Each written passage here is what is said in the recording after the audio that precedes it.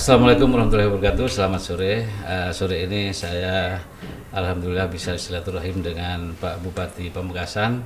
Sekarang lagi di Pendopo bersama Bapak Bupati Haji Badrut Tamam SPSI. Iya. Assalamualaikum Pak Bupati. Waalaikumsalam warahmatullahi wabarakatuh. Alhamdulillah kelihatan segar nih Pak Bupati. Ya, terima kasih. Gimana Pak Bupati?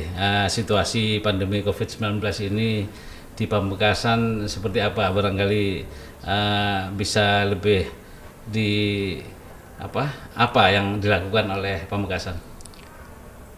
Di awal ada COVID semua orang kaget. Iya, betul. Karena orang tidak punya pengalaman ada pandemi ya, yang seperti ini di era abad ini. Kalau di abad 18 itu ada pandemi. Ya, ya. Abad 17 juga ada pandemi. Ya. Di era abad 2000 ini baru ada pandemi sekarang. Sehingga orang merasa kaget. Dari kagetnya orang ini ada 4 sudut pandang yang beredar di tengah-tengah masyarakat kita. Yang pertama, sudut pandang kesehatan. Sudut pandang kesehatan itu biasanya dimiliki oleh masyarakat yang memiliki pendidikan tinggi, Ya. Pergaulan yang bagus, itu memiliki kesadaran kesehatan yang tinggi, akhirnya memiliki sudut pandang bahwa COVID-19 ini ada. Ya, betul. Baru kemudian yang kedua, sudut pandang ekonomi. Ekonomi. Orang berpikir bahwa COVID ini protokol COVID meminta orang untuk distancing, menjaga jarak. COVID ini meminta orang untuk bermasker. COVID ini meminta orang untuk menjaga kesehatan dan kebersihan. Yang sebelumnya habit orang itu selalu berkerumun, Iya, iya. bahkan cipika-cipiki. Iya, betul. COVID ini meminta orang untuk tidak cipika-cipiki, Iya, tidak berkerumun, menjaga distancing, jarak. menjaga jarak. Akhirnya dari itu semuanya efek ekonominya luar biasa. Iya. Baru kemudian yang ketiga, orang menghalusinasi, sudut pandang halusinasi. Ini ada apa macam-macam lah hallucination. Iya, iya. Baru kemudian yang keempat, konspirasi. Orang menganggap ini konspirasi ideologi ini konspirasi macam-macam. Nah, dari 4 sudut pandang itu ditambah lagi sekarang ini kan eranya era post-truth. Ya, betul. Era post-truth ini bisa saja orang semuanya bisa membuat statement, membuat pernyataan yang bisa saja pernyataannya itu mempengaruhi orang lain. Iya, iya. Benar tidaknya itu tidak terkonfirmasi dengan baik. Datanya bagaimana, sumber anunya. Nah, dari sudut pandang itu akhirnya orang berpikir bahwa berat, ekonomi kita berat, pemerintahan juga berat karena harus berhadapan dengan post-truth, harus berhadapan dengan halusinasi dan beberapa sudut pandang tentang COVID, ditambah lagi ini belum pernah terjadi di kita. Belum pernah terjadi. Hampir seluruh dunia tidak punya pengalaman tentang ini. Siapa yang negara mana yang memiliki pengalaman bisa sukses berperang melawan COVID? Mungkin saat ini sudah masuk ke dalam era new normal, Pak Bupati. Ya. Sebelumnya kan apakah sempat vakum? Berapa bulan? 3 bulan mungkin pemerintahan atau bagaimana? Pemerintahan tidak vakum. Itu, ya. Tidak vakum. Tidak vakum ya. Cuma lambat. Lambat, ya. Pelayanan menjadi lambat. Ya. Yang sebelumnya bisa nangani 1.000 orang bisa saja karena distancing harus berkurang jauh. Intinya adalah dalam hal ini butuh kesetiakawanan. Ya. Kita ini oleh keadaan sedang diuji kesetiakawanan sosial kita, kesetiakawanan kebangsaan kita, Betul. kesetiakawanan keberagaman kita. Ya. Dan sejarah akan mencatat siapa yang memiliki kesetiakawanan itu. Ya. Nah, sehingga pemerintah melalui beberapa kebijakan yang diatur itu memiliki pilihan new normal, kehidupan normal baru. Ya. Kehidupan normal baru itu maksudnya harus cuci tangan, harus pakai masker, harus jaga jarak dan seterusnya. Nah, untuk antisipasi, ya, untuk menjaga segala kemungkinan itu. Ya. Betapapun saya bangga terhadap Indonesia, ekonomi kita tidak seanjlok beberapa negara yang lain. Ya. Saya lihat data di Amerika itu ekonominya anjlok sampai 32%. Di beberapa negara yang lain di angka hampir yang sama. Di kita itu masih 4, sekian. Artinya daya tahan ekonomi kita ini luar biasa. Nah, dalam kehidupan new normal ini, terus apa yang perlu kita lakukan nih? Betul. Strategi apa yang perlu didorong oleh pemerintah dan kesetiakawanan apa yang harus dilakukan oleh masyarakat? Saya berpikir kemajuan satu daerah itu hanya memerlukan 3 syarat utama. 3 syarat. Yang pertama, komitmen pemimpin. Dalam hal ini bupati, wakil bupati, DPR, Forkopimda, dan yang kedua adalah program pemerintahan yang berpihak. Dalam hal ini program dan aparatur pemerintah. Baru kemudian yang ketiga adalah partisipasi. Sebaik apa pemimpinnya, sebaik apa aparatur dan konsep pembangunan yang mau dilakukan, tanpa partisipasi dari masyarakat ini akan terasa berat. Prof. Mas'ud Said pernah mengatakan begini ke saya, pemimpin hebat tanpa didukung aparatur yang hebat itu hanya akan menjadi singapodium. Sebaliknya, aparatur yang hebat tanpa didukung oleh pemimpin hebat akan menjadi perang saudara. Pemimpin hebat, aparatur hebat, konsep hebat, konsep pembangunan yang hebat tanpa didukung partisipasi hebat juga akan terhambat. Nah, pemerintah di Kabupaten Pamekasan memiliki 5 prioritas. Dan prioritas ini akan terus kita lakukan, akan terus kita kawal sebagai wujud komitmen kepemimpinan sekarang. Yang pertama adalah reformasi birokrasi. Yang 5 unggulan itu ya, pernah saya baca itu Pak Bupati. Nah, 5 prioritas itu tidak ada yang nomor 2, semuanya nomor 1. Oh gitu. Karena begini, sekarang kalau habitnya, kebiasaan pemerintahannya itu lelet, ya tidak mungkin kita bisa cepat. Kabupaten maju tidak maju itu sekarang bukan ditentukan oleh sumber daya alam yang bagus. Kabupaten maju tidak maju itu ditentukan oleh kecepatan pemerintahan dalam memberikan melakukan langkah kebijakan yang cepat. Kenapa harus cepat? Karena sekarang eranya cepat. Bahkan saya berpikir generasi hebat masa depan itu hanya 3 hal yang dibutuhkan. Yang pertama adalah generasi yang punya trust, bisa dipercaya, amanah. Yang kedua, memiliki inovasi kreasi, memiliki sumber daya. Yang ketiga, memiliki kecepatan bekerja. Siapapun orangnya, dari keturunan apapun, selama bisa dipercaya, selama memiliki komitmen, sumber dayanya bagus dan mau berkreasi serta berinovasi, cepat dia akan menjadi generasi unggulan masa depan. Kenapa reformasi birokrasi? Karena kecepatan dan lain-lain dalam memberikan layanan. Pemerintahan itu sebenarnya tugasnya hanya 2 deh. Yang pertama, sebagai organisasi wajib lah administrasi Tetapi sebagai pemerintahan di samping administrasi yang wajib, dia harus memberikan servis. Baru kemudian mendorong kesejahteraan yang berkeadilan. Yang berkeadilan seluruh masyarakat. Seluruh rakyat. Servis itu apa saja? Kecepatan layanan. Ekonomi dan kesejahteraan. Nah, sehingga kalau reformasi birokrasi tidak jalan, memungkinkan cara berpikirnya masih cara berpikir lama. Sementara sekarang eranya sudah era baru. Di era baru itulah butuh birokrasi, kepemimpinan yang gesit, cepat, profesional, serta berorientasi outcome, maslahah.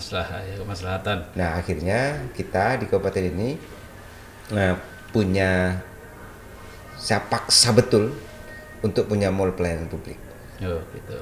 Dan kita mendapatkan penghargaan dari MURI, pemerintahan atau bupati tercepat di Indonesia membuat mall pelayanan publik. Di Indonesia? Iya, di Indonesia ya. Indonesia. Di Indonesia kita tercepat. Nah, tentunya ini pada saat pandemi COVID-19 ini digital society sangat diperlukan. Apakah Pamekasan ini sudah seimbang menggunakan digital sehingga bisa keluar dengan digital itu tadi? Saya membayangkan, Bapak.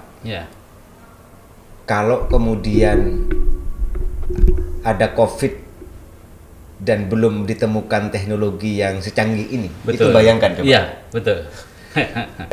ada COVID, ada distancing, teknologi belum ditemukan yang Betul. seperti ini, Ya. yang kemudahan seperti ini nih. Ya, ya. Artinya di satu sisi kita bersyukur kan ada teknologi, di sisi yang lain kita bersyukur karena dilatih kesabaran. Ya, ya. Di sisi yang lain kita memeras daya dan upaya serta pemikiran untuk keluar dari krisis pandemi ini, krisis kemanusiaan ini. Ya, ya. Karena ini berhubungan dengan kesehatan. Betul. Di sisi yang lain kita bekerja luar biasa untuk keluar dari krisis ekonomi. Pertanyaannya kemudian, apa yang dilakukan pemerintah dalam kondisi ini? Ya. Sudah adakah perangkat-perangkat IT kerja nyata pemerintahan untuk bisa keluar dari tidak hanya kerja berperang melawan pandemi ini, tetapi berperang melawan keterbelakangan. Baru kemudian yang kedua, setelah birokrasi, reformasi, yang kedua ekonomi. Di kabupaten ini kita punya program wirausaha baru. Karena dalam penelitian yang bisa survive sampai hari ini IKM. Koperasi. Nah, kita melatih yang sudah dilatih ini 1.650 orang. Ya, ya. Kita latih sumber dayanya, baru kemudian kita beri alatnya, baru kemudian yang ketiga kita beri modal, baru yang keempat kita dorong marketnya online dan offline. Gitu ya. Ini orang, ini kalau mau jujur ya, Ya, ya, ya. saya ini kadang gregetan. Sepatu yang saya pakai ini tidak produksi sepatu Madura. Harganya 700.000, saya buka. Ya. Ini Hush Puppies mereknya. Ya, ya, ya. Ini 700.000 sepatu saya. Tapi tidak diproduksi di kabupaten ini. Ada 800.000 orang di kabupaten ini, di Pamekasan. Kalau di Madura sekitar 3 juta sekian. Dan hampir seluruh sepatu yang dipakai oleh teman-teman nih, oleh Bapak juga tidak ada yang diproduksi Madura. Saya membayangkan kalau sepatu yang kita pakai produksi Madura. Betul, betul. Saya membayangkan kalau kemudian songkok yang kita pakai produksi Madura. Yeah. Saya membayangkan kalau kemudian tas yang dipakai oleh anak-anak kita sekolah juga produksi Madura. Yeah.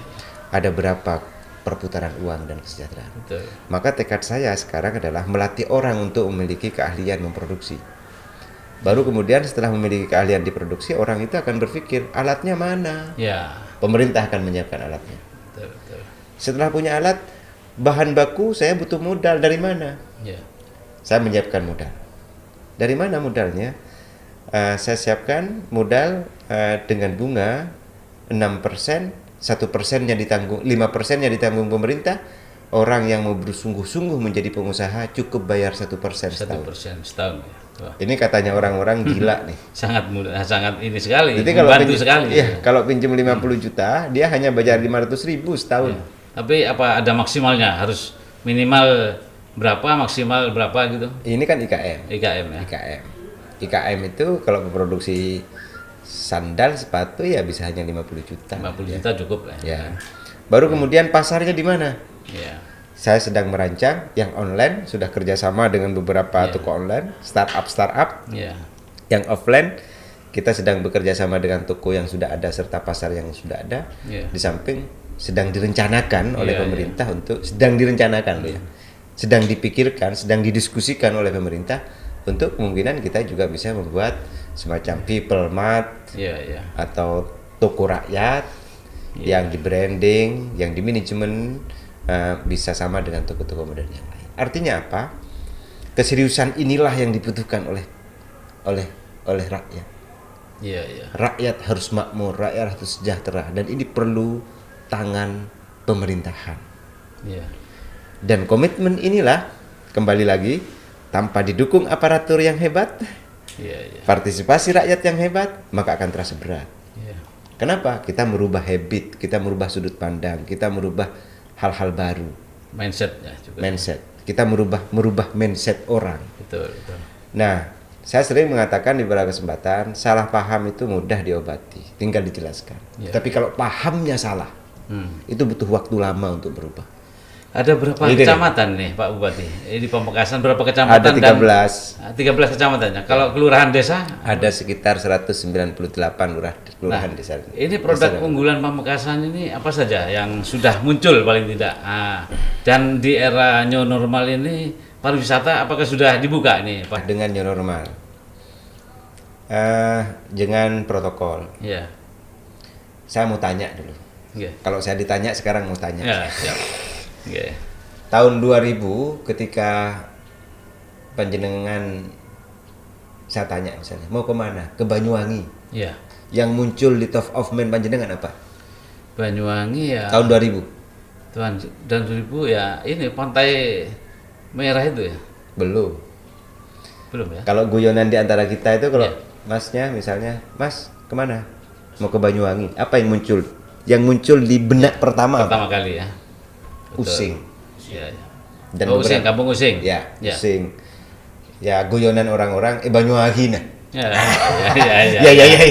Ya itu yang muncul di Banyuwangi. Tetapi berkat kepemimpinan yang luar biasa, partisipasi yang luar biasa, program yang luar biasa, sekarang ketika menyebut Banyuwangi apa? Ya. Kabupaten terbaik di Indonesia. Betul. Sekarang saya mau tanya, kalau kita disebut Madura atau disebut Pamekasan, yang muncul di top of mind kita apa? Yeah. Kita nyebut Bandung. Mau kemana? Ke Bandung. Orang jemput biasanya ada dua hal, mau berwisata atau mau sekolah. Yeah. Sebut Yogyakarta, kota kerajaan, kota pendidikan. Yeah. Yang muncul di benak orang langsung.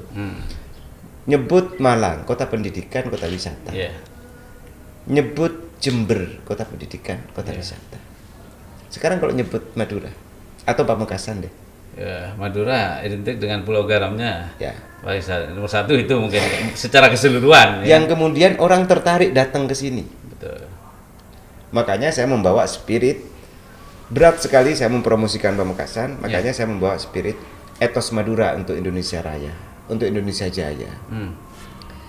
Semangat Madura untuk Indonesia maju.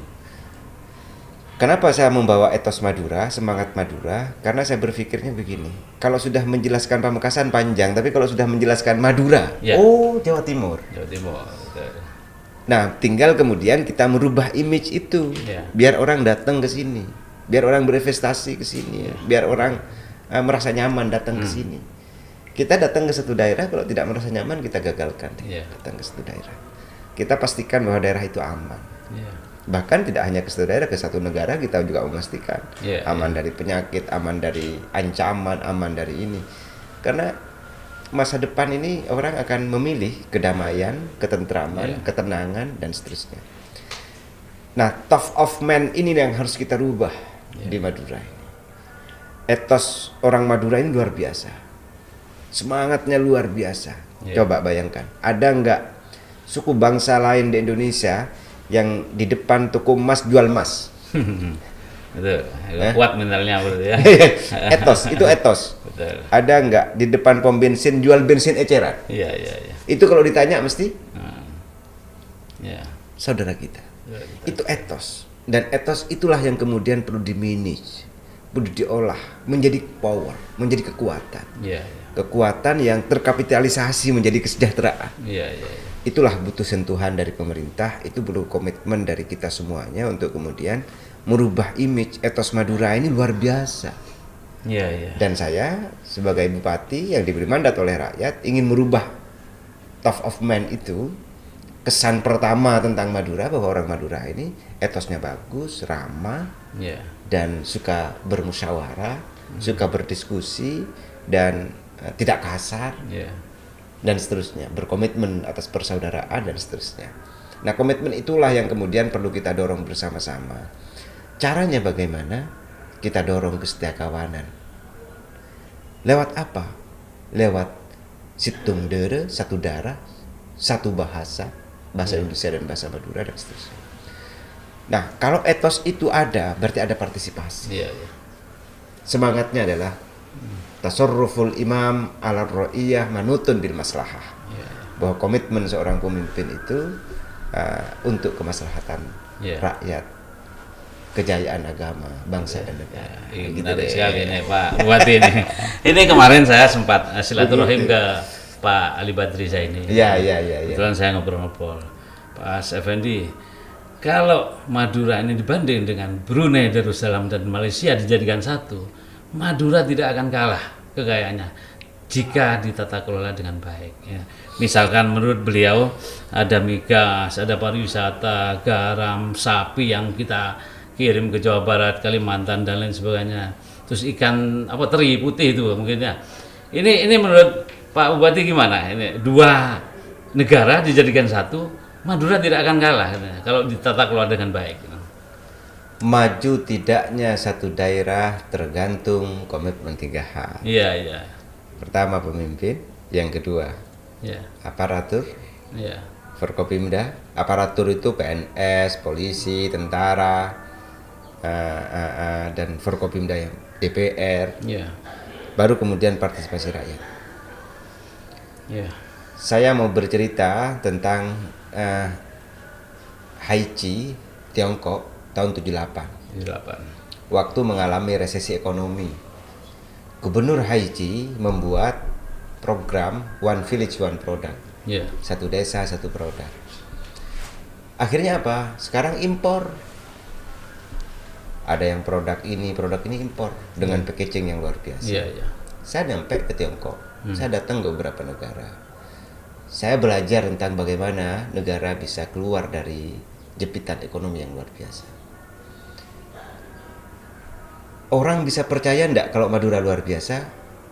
Ya, bisa percaya, sebagian bisa tidak percaya. Betul. Sekarang ini, kabupaten, daerah yang maju atau tidak maju, itu bukan urusan memiliki sumber daya alam atau tidak memiliki sumber daya alam.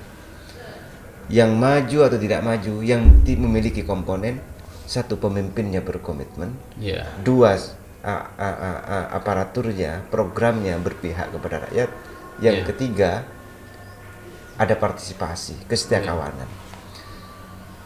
Madura memiliki sumber daya alam, oke. Madura, jadi syarat rukun maju itu harus dipenuhi dong. Iya. Itu loh.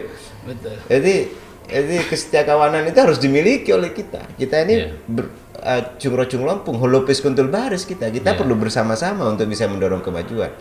Sudut pandang itu perlu didiskusikan bersama-sama. Target itu perlu kita diskusikan dan kita capai bersama-sama. Selagi tidak ada kesetiakawanan, selagi tidak ada komitmen untuk bisa membawa Madura, etos Madura menjadi etos Madura untuk Indonesia maju, maka terasa berat bagi kita. Nah, kemajuan seperti apa yang mau kita peroleh?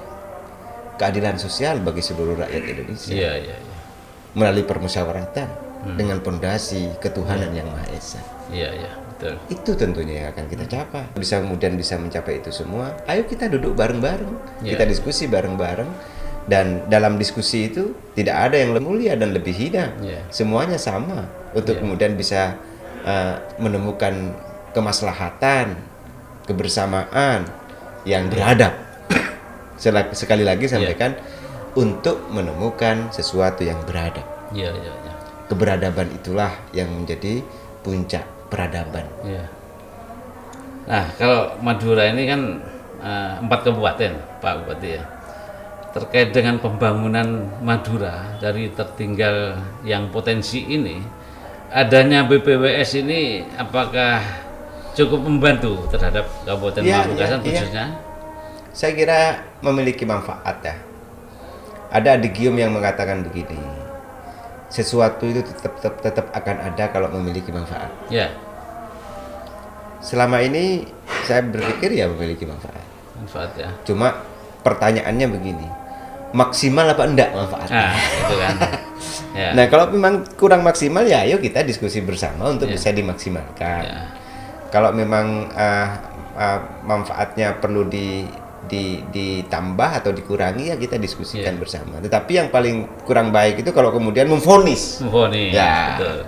Tanpa ada diskusi, ada tabayun, nah itu yang perlu kita diskusikan. Kemarin saya sempat silaturahim juga ke BPWS. Kendalanya cuma satu.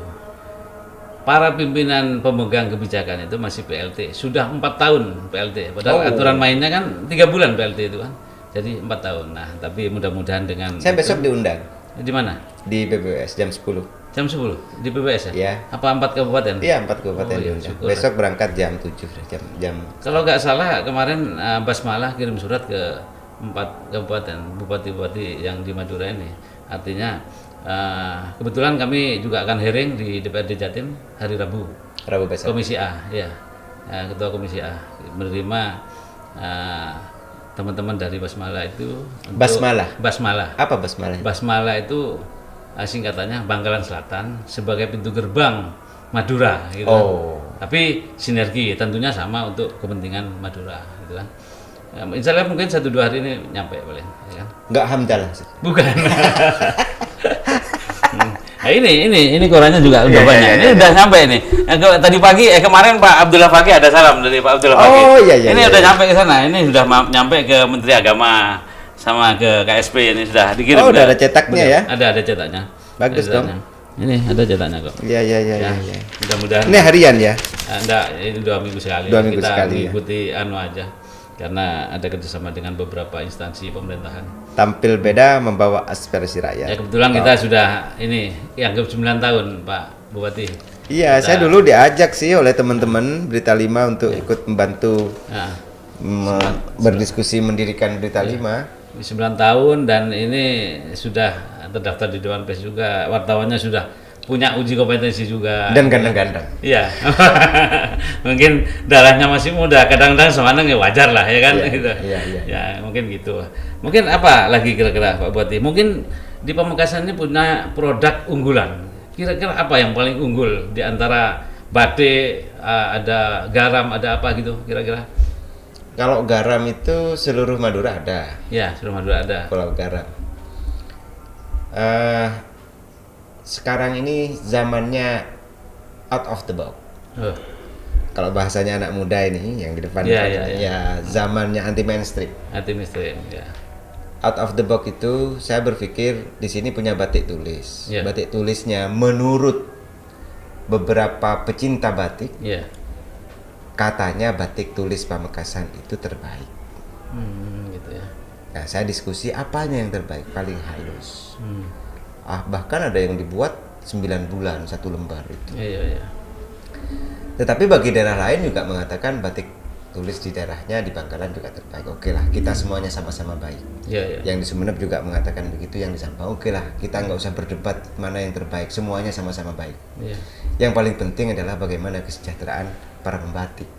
Daripada kita lama berdiskusi mana yang terbaik. Nah, saya mempromosikan batik akhirnya dengan cara semua mobil dinas di sini di branding. Oh iya, saya lihat tadi. Batik. Ini bisa saja satu-satunya di Jawa Timur. Iya. Kenapa? Ya pengen promosi. Promosi gratis. Gratis sekali. Nah, batik kita ada 6.200 orang yang menggantungkan hidupnya kepada batik. Iya. Alhamdulillah daya beli tentang batik sudah lumayan. Nah, dan kita akan terus dorong. Pendopo sudah banyak batiknya. Terus kemudian beberapa ruangan juga ada batiknya. Dan begini deh, yang sedang kita lakukan nih. Ekonomi rebound. Ekonomi pasca Covid ini yang sebenarnya kita pikirkan. Betul. Yang pertama, di samping WUB, Wirausaha Baru ini, kita sedang merancang, berpikir untuk mengurangi biaya produksi.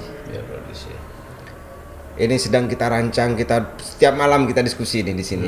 Kita diskusi gimana caranya. Misalnya begini, padi kita ini, beras kita ini, biaya produksinya berapa? Dari mana uang dikeluar? Petani itu mengeluarkan uang untuk biaya produksi apa saja? Ada 3 hal.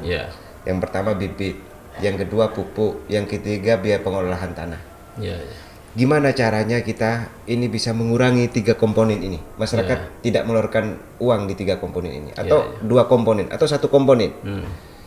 Baru kita hitung APBD kita. Nah, ini sedang kita diskusi, belum menjadi kebijakan. Belum lagi beberapa hal lain yang perlu kita lakukan. Saya ingin rasanya duduk dengan beberapa teman-teman yang mau berdiskusi mendalam,